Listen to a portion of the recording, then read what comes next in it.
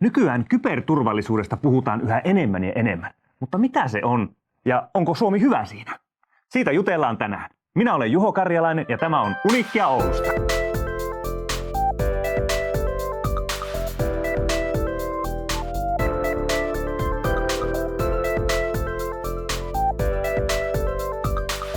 Yhä suurempi osa yhteiskunnasta on sähköistä ja verkottunutta jollain tavalla. Tämä on mahdollistanut monia mahtavia asioita, mutta myös avannut ovia kyberrikollisuudelle ja suoranaiselle kybersodan käynnille.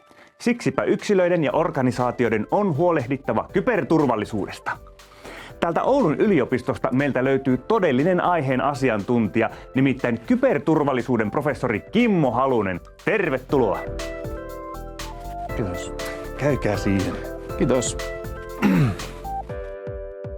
Tervetuloa tosiaan tänne meidän Uniikkia Oulusta studioon. Meillä on täällä hienoa high-techia paikalla. Ja ihan alkuun, nyt kun kyberturvallisuus on tämä meidän aihe ja kyberi on koko ajan kaikkialla, aina kaikki on kyber jotakin, niin mistä tämä kybersana?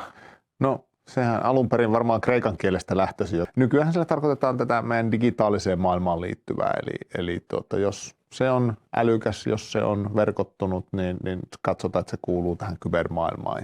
Sitten voidaan puhua kyberhyökkäyksistä tai kyberturvallisuudesta tai muusta, jolla sitten tarkoitetaan tätä meidän digitaalisen ympäristön turvallisuutta. Ja tietenkin se nyt alkaa olemaan meidän kaiken ympäristön turvallisuutta, kun meillä tämä digitaalisuus joka paikka on vähitellen tullut. Kyllä, ja kaikkihan on siirtyneet tuonne kyberavaruuteen ja itse asiassa me käytiin sun kanssa kyberavaruudessa tuossa aiemmin ja leikittiin semmoista leikkiä, että Ouluun tulisi kyberhyökkäys ja käytiin vähän lävitse, että miten siinä kävisi. Ja meillä on tässä tämmöinen vanhan ajan Smart TV, niin katsotaan siitä se, että miten siellä kyberavaruudessa meni.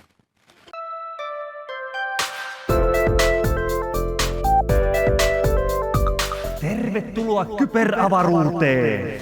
Kuvitellaan tilanne, missä Ouluun kohdistuu kyberhyökkäys. Mitkä ovat silloin taistelutantereita? Taistelutoverina ja kyberturvallisuuden asiantuntijana minulla on kyberturvallisuuden professori Kimmo Halunen. Moi. Tervetuloa. Kiitos. Aloitetaanpa näistä kriittisistä infrastruktuureista. Tässä näkyy siellä Merikosken patoa ja tällaista voimalaitosta, niin minkälainen hyökkäys sinne tehtäisiin? Kyberhyökkäyksissähän tämmöiset erilaiset kriittisen infran kohteet on tietenkin herkullisia sotatilanteessa, koska niillä saataisiin sitten häirittyä vaikka just sitä sähkön, lämmön, muuta tuotantoa.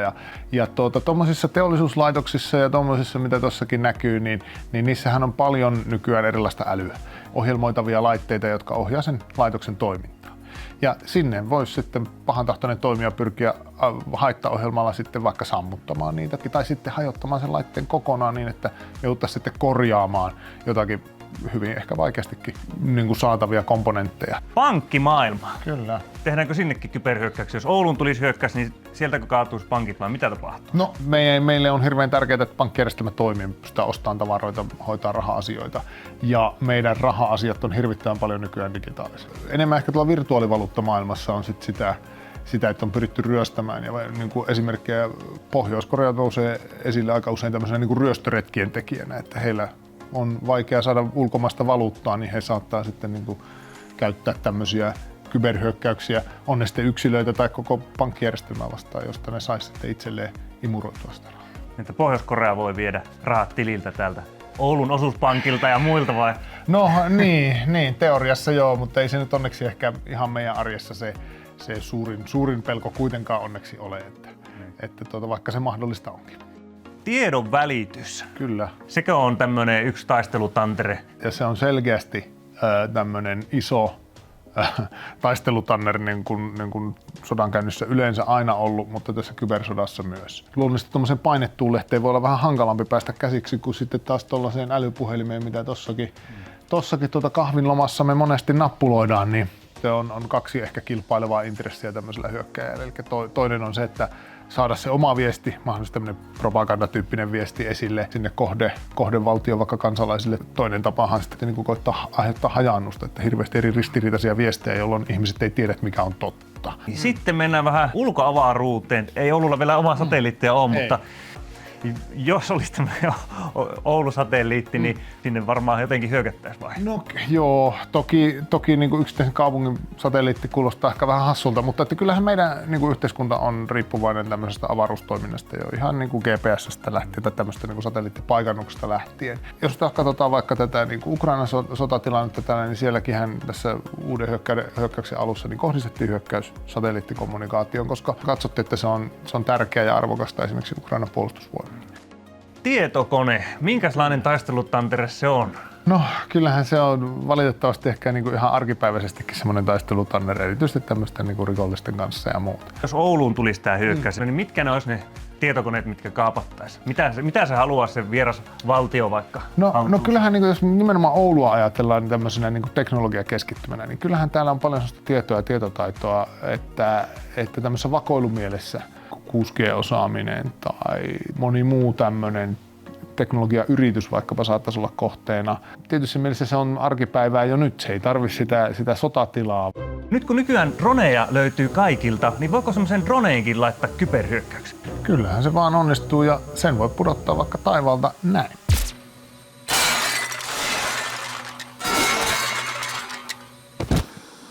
On se aika epeilinen. Kiitokset Kimmo. Kiitos. Nyt on taistelutantereet käyty läpi ja ei muuta kuin takaisin studioon. Näin. Sieltä teleportattiin takaisin tänne studioon ja mites sä näkisit, tuossa käytiin lävitse näitä taistelutantereita, niin mikä sua kaikkein eniten pelottaisi tämmöisessä kyberhyökkäyksessä, jos tänne semmoinen niin tulisi? No kyllähän se, että päästäisiin niinku siihen meidän yhteiskuntaan ja arkielämään käsiksi. Eli se, mikä kyberhyökkäyksestä ehkä tekee mielenkiintoisen, on se, että sillä nyt jos kaikki on verkottuneita, niin se potentiaali vaikuttaa niin kuin hyvin moneen ihmisen tai organisaation tai tämmöisen toimintaan tavallaan nopeasti ja välittömästi on suuri. Niin kyllä se itselle niin kuin semmoinen uhkakuva olisi semmoinen vähän semmoinen katastrofiuhkakuva, että jos niin kuin saadaan sekä sairaalat, pankit ja voimalaitokset yhtä aikaa nurin, niin se olisi niin kuin kamala. Ja tuleeko sulla mieleen tämmöisiä tosielämän kyberhyökkäyksiä? No onhan niitä monenlaisia ollut, että kriittiseen infrastruktuuriin on koetettu vaikuttaa erityisesti tuolla Ukrainan suunnalla ja ennen näitä uusia offensiiveja, niin siinä onnistuttiinkin jonkun verran, sähköjä sammutettiin ja näin päin pois. Sitten tietenkin tuolla Yhdysvalloissa on ollut öljyputkiin kohdistuvia juttuja, jotka nekin niin kuin merkittäviä häiriöitä saanut aikaiseksi.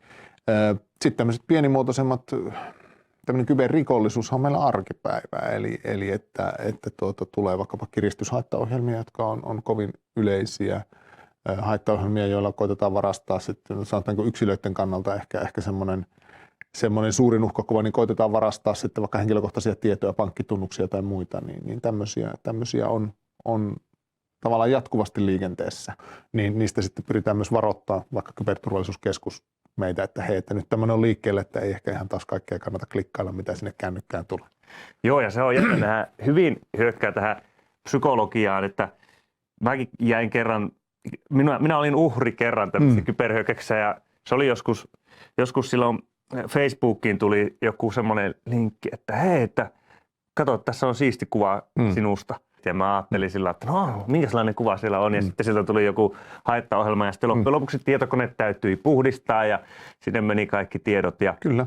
Ja tämmöistä, ja sehän niin kuin, siinähän oli hyvä semmoinen alkustoori, että kaikkihan me halutaan nähdä siisti kuvaa itsestämme ja sitten mä sitä klikkasin. Että onko sulla kokemuksia, oletko joutunut itse tämmöiseen? No kyllä niitäkin tulee ja itse asiassa tämmöisen niin kuin nimenomaan postiin liittyvä juttu niin pääsi jo aika lähelle, että olin semmoisessa tilanteessa, että odotin pakettia ja sitten tulee viesti, että hei, tämmöinen olisi tullut, ja olin siinä vielä niin kuin tien päällä liikenteessä, ajattelin, että pitäisikö toi katsoa, mutta sitten siinä vielä ajattelin, että no mä käyn kuitenkin sitten katsomaan sen omalla tietokoneella sitä omapostista, että onko se varmasti tullut, että on mulla tässä sen verran aikaa, en ole niin kiireessä. Sitten kävin katsomaan ja eihän sillä mitään ollut ja sitten hoksasin, että ahaa, tämmöinen tämä on, että kyllähän niin kuin just tämmöisessä, kun oikeaan aikaan oikeanlainen tämmöinen viesti, kalasteluviesti esimerkiksi meidät tavoittaa, niin me jokainen ollaan niin kuin alttiita sille.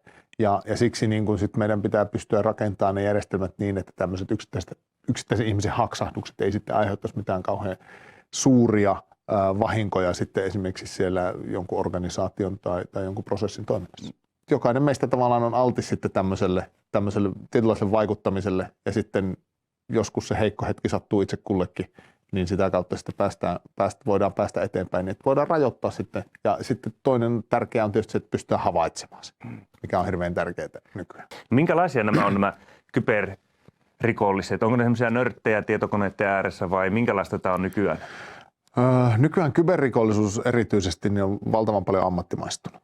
Eli jos ajatellaan niin kuin jonnekin viime vuosituhannen puolelle, niin se oli ehkä tämmöistä niin kuin harrasteluhommaa, joku virusten kirjoittaminen ja muu. Nykyään pahimmillaan nämä rikollisorganisaatiot on siis niin kuin miljoonien liikevaihtoa pyörittäviä projektiorganisaatioita, joissa on ihan niin kuin missä tahansa projektiorganisaatiossa siellä on managereita, siellä on niin kuin tukipalvelua, siellä on monenlaista ja sitten se, niin kuin, koska se on tietyllä tavalla tuottavaa ja siihen on niin kuin mahdollista rakentaa ympärille, niin siellä myös tuolla verkon alamaailmassa sitten on tämmöinen ekosysteemi. Eli sä voit, jos et itse osaa jotain osaa siitä sun kampanjasta tehdä, niin sä voit käydä ostamassa sen palveluna mahdollisesti jostakin toiselta toimijalta, joka sitten vaikkapa esimerkiksi se haittaohjelman osaa kirjoittaa tai viime aikoina on paljon puhuttu tämmöistä access as a service, eli otetaan koneita haltuun ja sitten myydään sitä sisäänpääsyä tiettyyn koneeseen tiettyyn hintaan.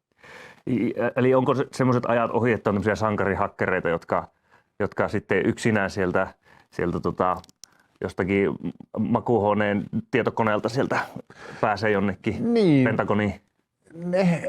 Semmoisiakin varmasti voi vielä olla. Mutta sanotaan, että kun puhutaan tästä rikollisuudesta, joka on siis niin kuin miljardien ongelma tai business, kenen näkökulmasta sitä nyt sitten katsoo, siellä se on ammattimaista ja siellä sitä tehdään niin kuin tiimeissä ja muuta. Ja tuossa muutama vuosi takaperin oli jopa niin, että jotkut rikollisryhmät oli sitten perustanut ihan feikkiyhtiöitä, joihin oli palkanneet tämmöisiä vastavalmistuneita alan osaajia ihan oikeisiin töihin. Maksoivat siis ihan palkkaa tämmöistä haavoittuvuuksien löytämisestä, mutta sitten se tarina, mitä näille työntekijöille kerrottiin, ei ehkä vastannut sitä, mitä näille sitten oikeasti tehtiin. Eli tässä niin kuin tavallaan viattomat ihmiset ovat niin kuin olleet kuitenkin rikollisissa hommissa vai? No vähän niin kuin silleen, että tämmöistä niin kuin on ehkä ajateltu, että etsitään haavoittuvuuksia, jotta sitten niin kuin ne raportoidaan näille yrityksille ja sitä kautta parannetaan tietoturvaa, mutta sitten itse asiassa se todellisuus on ollut toinen, että niitä haavoittuvuuksia on sitten vaikka käytetty rikollisen toimintaan. Että se on aika surullista, mutta tämä on se mittakaava, missä nykyään toimitaan.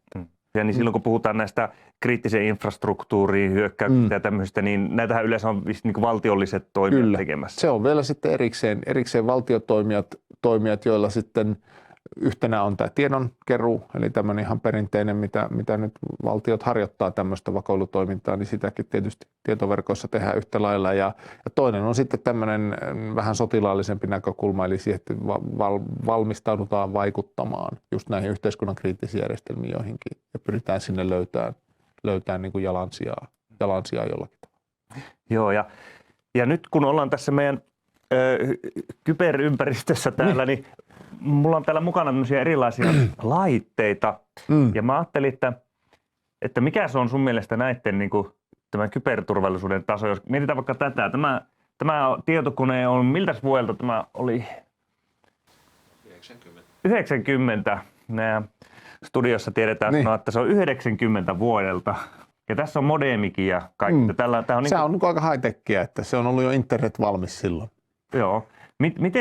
Minkälainen näiden tietoturvataso on ollut tämmöisten vanhojen laitteiden? No kyllähän niin kuin lähtökohtaisesti silloin sitä ei ole niin paljon ajateltu, eikä silloin ne uhkakuvat ole tietenkään ollut niin isoja.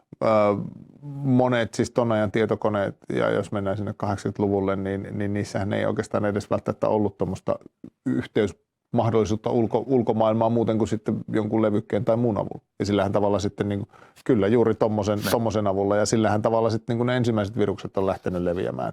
Ei verkon välityksellä, vaan niin kuin tämmöisen lerppujen ja korppujen välityksellä. Vaikka ongelma nykyään on suurempi, kyberrikollisuus ja muu, niin meidän järjestelmien ja erityisesti laitteiden kyberturvallisuus on parantunut hirvittävän paljon tässä, niin kuin sanotaan 30 vuodessa niin kuin tuosta eteenpäin. Niin meillä on paljon siellä semmoisia teknisiä ja ohjelmiston kehitykseen ja moniin muihin tämmöisiin asioihin liittyviä ratkaisuja, joita nykyään tehdään paljon paremmin. Näissä tämmöisissä vanhoissa laitteissa käytettävää teknologiaa, niin sitähän on kuitenkin vielä niin kuin käytössä, jos mietitään, tai no oikeastaan voisin sinulle kysyä, että onko sitä vielä käytössä. Noissa, jos mietitään, että kun ollaan kuitenkin näitä satelliitteja ja Mars-mönkijöitä sun muuta lähetetty tuonne universumiin, että onko niissä vielä tämmöistä vanhentunutta teknologiaa? Niin, milloin se Voyager lähetettiin, se ei sitten ole päästy päivittämään, että siis kyllähän sitä on. Ja tietysti niin kuin tietyillä aloilla, just varsinkin avaruusteknologiassakin, niin paljon on tietysti sitä, että sinne halutaan lähettää semmoista teknologiaa, joka on koeponnistettu. Ja tietysti aivan tämä uusin keihäänkärkiteknologia ei ole vielä saanut niitä käyttötunteja tai semmoista niin kuin luottamusta siihen, että sitä voisi, niin mennään vähän vanhemmalla teknologialla.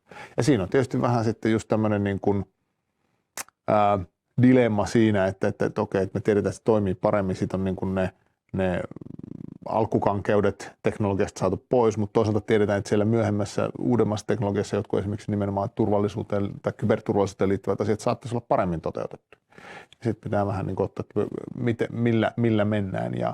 Ja nythän sitten toki tuonne avaruuteenkin pyritään saamaan semmoista tavaraa, jota voisi vaikka päivittää, jolloin sitten niin kuin se ei olisi vaan se, mikä sinne on lähetetty. Ja toisaalta sitten taas kyllähän, niin kuin kun sanotaan, että se digitalisaatio tulee ja on tullut jo meidän laitteisiin, niin kuin televisioihin tai autoihin tai muihin, niin kyllähän niissä sitten ne käyttöjätkin alkaa olemaan jo aika pitkiä. Eli sillä teknologialla sitten pitäisi pystyä, varsinkin jonkun auton tai teollisuuslaitoksen kanssa, niin kymmeniä vuosia pitäisi ajatella se teknologia eteenpäin ja se, että se pysyisi myös turvallisena. Se voitaisiin turvata myös niitä uusia uhkia, joita siinä 10-20 vuodessa tulee, niin niitä vastaan. Kyllä, ja sulla on niin kuin, sun professuurihan on, eikö se on jaettu maanpuolustuskorkeakoulun kanssa. Kyllä. Ja armeijahan on semmoinen toimija, että siellähän niin kuin, tavallaan testataan aina ensimmäisenä näitä tietoturvallisuusjuttuja varmaan, ja ollaanko siellä niin kuin, tässä niin sanotusti asian päällä, vai onko siellä semmoinen tilanne, että sielläkin on vähän vanhentunutta kampetta, jota ei uskalla enää nettiin laittaa? No kyllä voi sanoa, että jollakin niin kuin tasolla asian päällä on, että kyllähän tämä on tiedostettu pitkään ja nämä asiat halutaan hoitaa kuntoon, mutta niin kuin missä tahansa isossa organisaatiossa, niin sielläkin on parannettavaa. Että ei voi jäädä laakereilleen makaamaan tässä lajissa, vaan koko ajan pitää tehdä sitä työtä, että päästään parempaan suuntaan. No, sä varmaan osaatkin sanoa, että miten Suomi pärjäisi, jos tulisi kyberhyökkäys tänne semmoinen laaja, yritetään lamaannuttaa meidän yhteiskuntaa? No, mä sanon, että meillä on paljon vahvuuksia, joilla me siitä niin kuin voidaan pärjätä. Meillä on hyvä viranomaisyhteistyö ja tämmöinen niin kuin kuitenkin aika matala kynnys toimia yhdessä yritysten, julkisten toimijoiden näin. Et sillä tavallaan just semmoinen laaja-alaisessa hyökkäyksessä kuitenkin semmoinen yhteistyö on hyvin tärkeä. Että voidaan sitten katsoa, että mihin tämä kohdistuu, mitä varajärjestelmiä pitää ottaa käyttöön ja näin päin pois. Suomessa on paljon teknistä osaamista, meillä on paljon hyviä tietoturvayrityksiä, meillä on erinomainen kyberturvallisuuskeskus näissä NATO-järjestelmissä Locked Shield-harjoituksissa esimerkiksi, jossa ei ehkä ihan sellaista niin laaja-alasta, mutta kuitenkin vähän sen tyyppistä tekemistä ja puolustamista harjoitellaan, niin ollaan pärjätty tosi hyvin viime vuosina. Eli meillä niin kuin sellaista kriisiosaamistakin on yhteiskunnassa. Siinä on niin kuin meidän vahvuudet, että pärjättäisiin hyvin. Sitten ne heikkoudet liittyy tietysti ehkä siihen, että me ollaan hyvin vahvasti digitalisoitu yhteiskunta.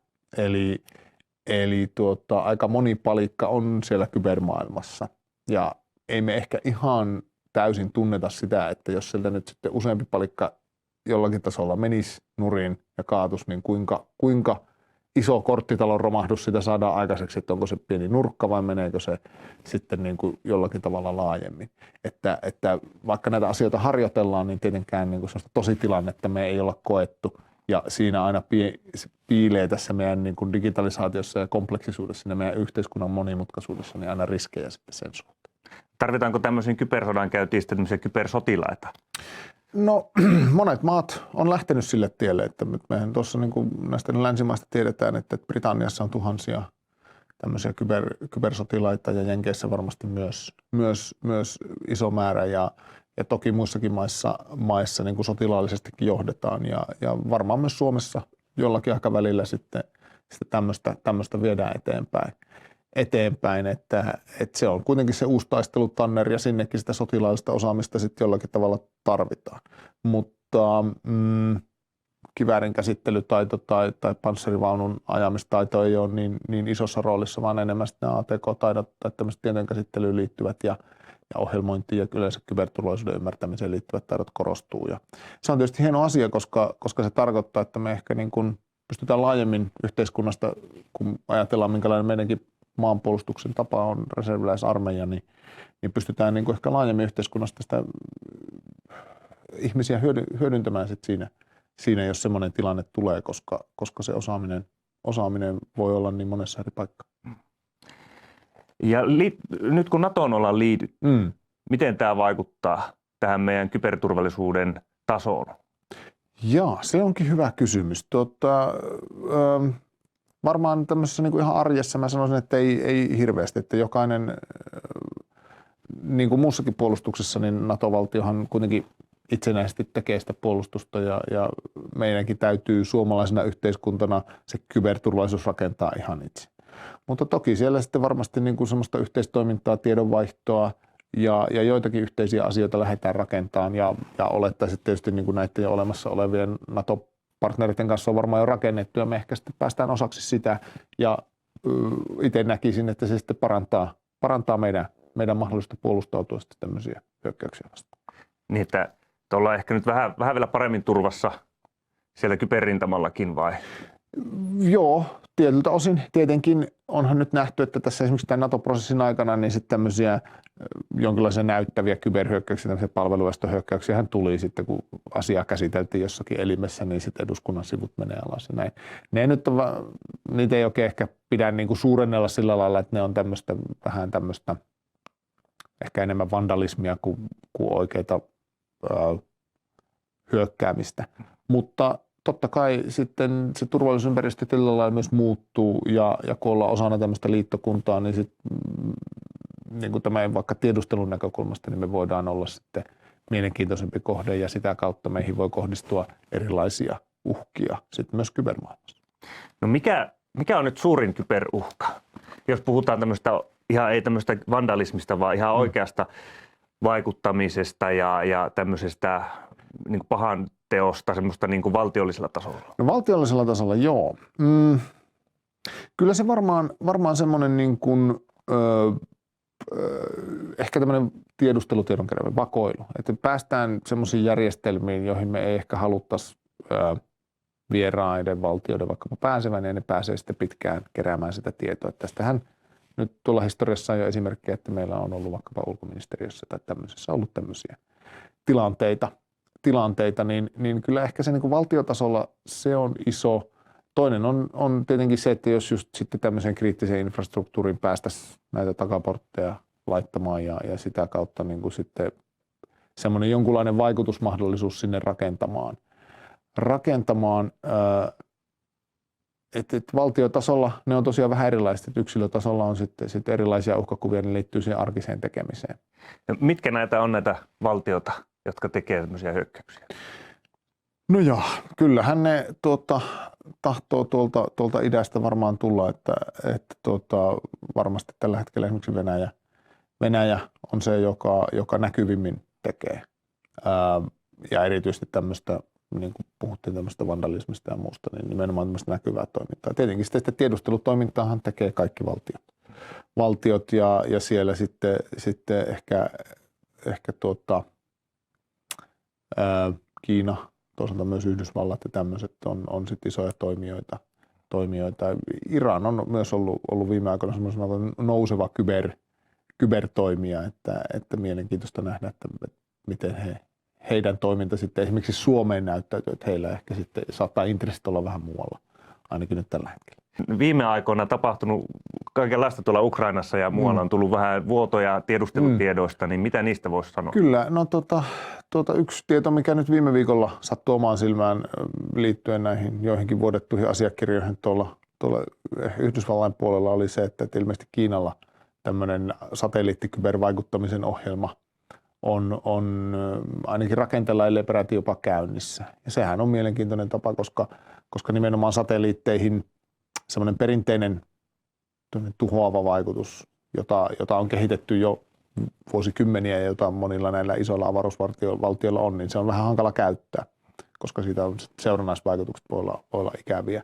Niin sitten tämmöinen niin kuin kybervaikuttaminen siinä, että kun se ei välttämättä tuhoa eikä aiheuta näitä seurannaisvaikutuksia, niin on varmasti mielenkiintoinen tapa pyrkiä sinne satelliittimaailmaan. Ja erityisesti nyt sitten, kun näistä satelliiteistakin tavallaan tulee älykkäämpiä. Jos niitä satelliitteja voidaan päivittää, niin totta kai sitä voidaan päivittää turvallisemmaksi, mutta kyllähän se myös tarkoittaa, että jos vaikkapa siihen päivityspakettiin saadaan joku haittaohjelma mukaan, niin sitten se päivittyykin toisenlaiseksi. Kyllä. Ja nyt meillä on mahdollisuus kysyä sulta vielä vinkkejä tähän loppuun, että annapas meille nyt, kun kyberturvallisuus varmaan monia huolettaa ja miettii, että osaako vaikka omat vanhemmat käyttää tai näitä ATK-laitteita turvallisesti ja näin, niin onko sulla antaa tämmöisiä hyviä vinkkejä meidän katsojille kyberturvallisuuteen? Joo, yksilötasolla niin päivitykset. Pitäkää ne järjestelmät päivitettyinä. Sinne kuitenkin tulee sitä kautta niitä tietoturvapäivityksiäkin. Tunnistautumisessa huolehtikaa hyvästä niin kuin salasanakäytännöstä. Joka paikkaan pitäisi olla se eri salasana ja parhaisiin paikkoihin sitten se kaksivaiheinen tunnistautuminen käyttöön. Että ne on kuitenkin niitä reittejä, millä niin kuin meidän tavallisten ihmisten tietoihin monesti saattaa päästä käsiksi. Ja sitten ehkä semmoinen, että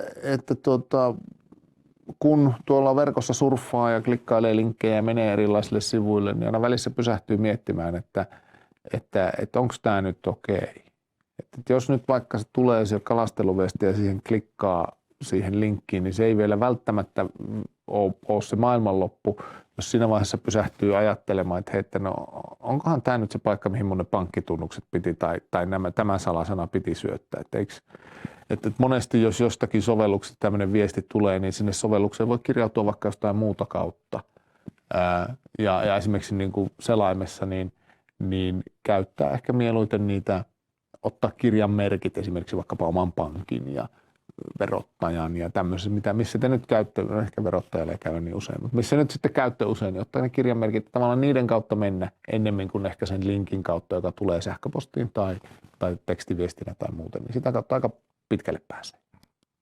Eli siinä oli Kimmon vinkit ja kuulostaa, että ei tuo loppujen lopuksi välttämättä ole niin vaikeaa, kun pääsee siihen moodiin. Perusasiat on verrattain helppoja, että sitten vaikeat asiat on vaikeita. Joo, hyvin tiivistetty. Ja nyt kun ollaan puhuttu tässä nyt tästä kyberturvallisuudesta, niin meillä tällä Uniikkia Oulusta, niin me tykätään aina kysyä muutama kysymys myös niin kuin sinusta ihmisenä, että et ole pelkästään professori, vaan olet myös ilmeisesti Kalajoelta. Kyllä, Suomen Kaliforniasta. Kyllä. Ja sanopa, että mikä sai sut kiinnostumaan tästä kyberturvallisuudesta alun perin sitten? No se tuli vähän niin kuin työyhteisön kautta, että mun opiskelutausta on matematiikkaa ja siellä lähdin katsomaan sitten vähän niin kuin salausmenetelmiä. Ja salausmenetelmät on niin kuin tietysti yksi olennainen osa tätä kyberturvallisuutta, mutta sitten kun päädyin tänne niin kuin tutkimaan salausmenetelmiä ja niiden sovelluksia, niin siinä pääsin sitten vähän niin kuin laajentamaan omaa käsitystä, että hei, tähän liittyy paljon muutakin näitä laitteita ja prosesseja ja niin kuin koko yhteiskuntaan liittyviä asioita. Niin sitä kautta sitten laajensin tätä omaa ajattelua ja sitä kautta olen sitten päätynyt tekemään monenlaista kyberturvallisuuden parissa. Ja onko sulla idoleita tuolta tiedemaailmasta? Jaa, no se tiedemaailmasta kyllä, mutta vähän eri alalta kyllä. Niin kuin J.R.R. Tolkien on ollut mulle itselle semmoinen iso esikuva hänen kirjoistaan tykkään. Ja nyt ollaan silleen kollegoita, molemmat professoreja, toki hän silloin aikanaan Oxfordissa ja minä nyt täällä Oulussa. Ja hän kehitti omanlaisia kieliä ja mä oon yrittänyt opetella ohjelmointikieliä. Siinähän sitä yhteneväisyyttä jonkun verran löytyy. Kyllä. Ja lopuksi, jos et olisi lähtenyt tälle tutkijapolulle, niin mitä ammattia haluaisit kokeilla? Mitä ammattia haluaisin kokeilla? No Mä oon aina tykännyt stand-up-koomikoista, että se voisi olla semmoinen niin kuin aika radikaali vastavoima tälle nykyiselle tekemiselle, mutta jos nyt ihan reaalisesti puhutaan, niin ehkä joku tuommoinen opettajan työ että senkin koulutuksen kävin ennen kuin tähän tutkijauralle lähdin ja toki tässä nykyhommassa sitten myös pääsee onneksi opettamaan. Siitä on tykännyt. Ehkä tuommoinen opettajan työ voisi olla ihan mukava. No niin, eli sä voit mennä kokeilemaan tätä komiikkaa sitten Niin. tuonne luennoille. Niin. Siinä on hyvä päästä tehtailemaan. Katsotaan, syksyllä alkaa tämä uusi kyberturvallisuuden koulutusohjelma meillä tuolla tietotekniikan puolella, niin katsotaan, jos joku vitsi sinne luennoille löytyy sitten. Kyllä. Kiitoksia Kimmo. Ja minä olen Juho Karjalainen. Tämä on Uniikkia Oulusta. Muistakaa tietoturva. Ja me nyt Kimmon kanssa katsotaan, että saanko me Wolfenstein 3D toimii tällä. Tuppa katsoa, miten se sai.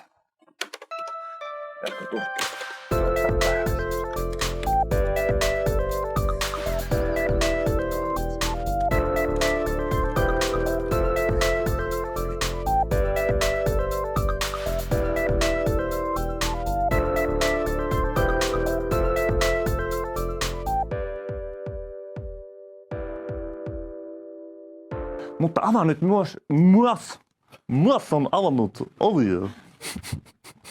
Tämäkin siis mahdollisimman. Okay.